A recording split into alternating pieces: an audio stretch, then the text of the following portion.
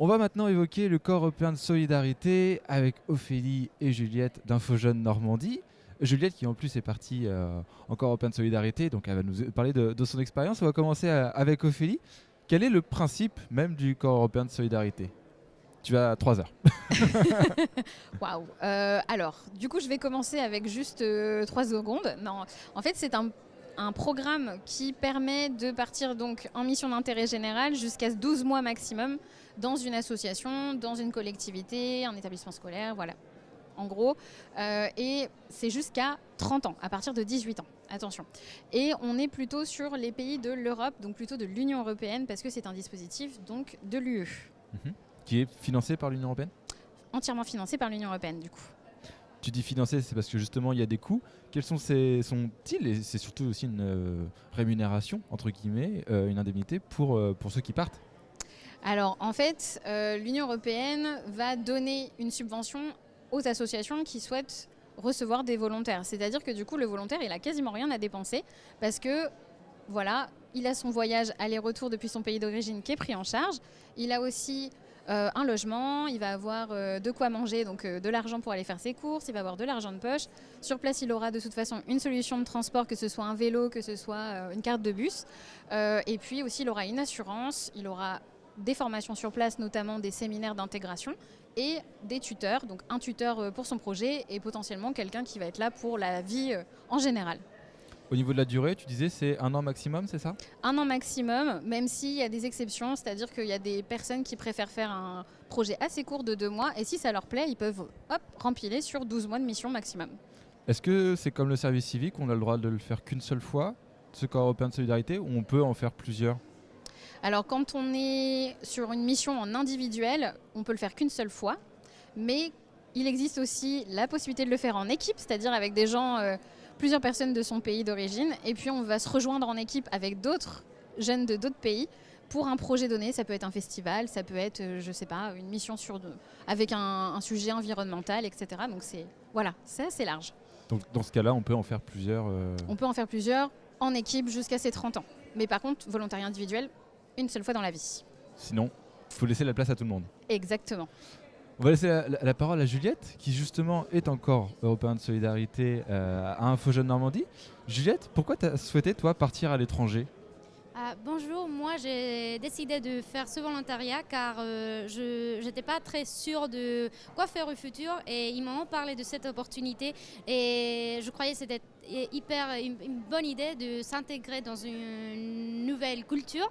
C'était pas, moi je viens d'Espagne, alors c'était pas une culture hyper différente, mais tu dois t'adapter à une nouvelle forme de vie et c'est un challenge et apprendre une nouvelle langue et pouvoir connaître comment travaillent les gens dans un endroit différent le tien, c'était une très bonne expérience d'être témoignage de ça. Oui. Tu disais, ils m'ont donné cette opportunité. C'est qui ils? Qui t'a conseillé de faire le corps européen de solidarité?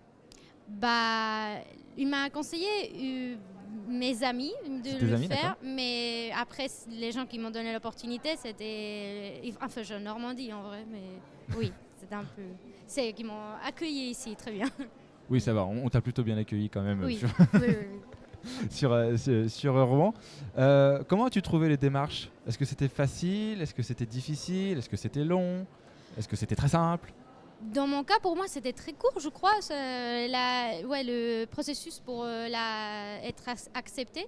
On devait seulement envoyer le CV, la lettre de motivation et faire quelques interviews. Mais c'était très simple. Et en plus, j'ai parlé avec Ophélie et mon tuteur et c'était très simple. Le processus est très facile. Alors pour moi, c'était très bien fait. Du coup, Ophélie, comme disait Juliette, le processus est tout simple. En fait, on a juste à envoyer CV, lettre de motivation à la structure. Ou est-ce qu'il faut rechercher cette structure au sein d'une plateforme ou de choses comme ça? Alors effectivement, le mieux quand même, c'est d'aller sur la plateforme officielle du Corps européen de solidarité. Donc du coup, une fois qu'on est dessus, on peut créer son compte et on peut avoir accès à une base de données d'offres dans toute l'Europe.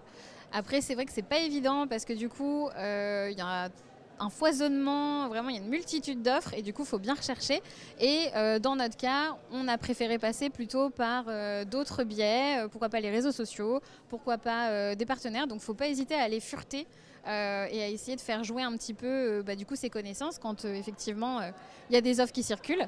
Et c'est la meilleure façon de trouver une mission qui peut aussi sortir du lot. Quel est le rôle d'InfoJeunes Normandie vis-à-vis du Corps européen de solidarité? Est-ce que c'est de l'information ou est-ce qu'on va plus loin? Alors nous, on fait effectivement des informations, on est plutôt sur, voilà, on va essayer de vulgariser un peu comment ça se passe, parce que c'est pas forcément évident, surtout quand on parle pas une autre langue et puis que c'est la première fois qu'on fait une démarche comme ça. Après, quand les gens sont vraiment intéressés pour partir, on va leur proposer, pourquoi pas, d'être accompagnés par d'autres structures, d'autres organismes, mais nous, on va aussi avoir ce service de les envoyer, de les accompagner. Donc on va être là à tous les instants et du coup, une fois que les personnes ont trouvé, donc on va les accompagner pour ça, et une fois qu'ils ont trouvé, hop, on prend la suite et on fait le dossier avec eux pour qu'ils puissent partir sereinement. Un petit accompagnement autour du Corps européen de solidarité pour promouvoir justement ce dispositif.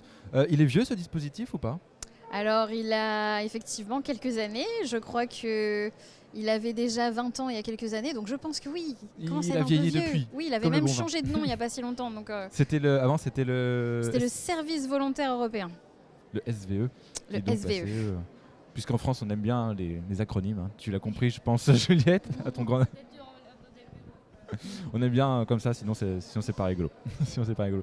Merci à vous deux d'avoir parlé du CES. Est-ce qu'on peut rediriger Ophélie vers des ressources spécifiques pour le Corps européen de solidarité? Alors tout simplement, allez sur notre site infojeunesnormandie.fr. On a une rubrique Partir à l'étranger. Et puis pour plus d'infos, effectivement, ça va être le site du Corps européen de solidarité. Il y en a un qui s'appelle corps-européen-solidarité.fr, mais sinon c'est une plateforme en anglais, ça va être un peu compliqué. Donc autant commencer par là. Merci.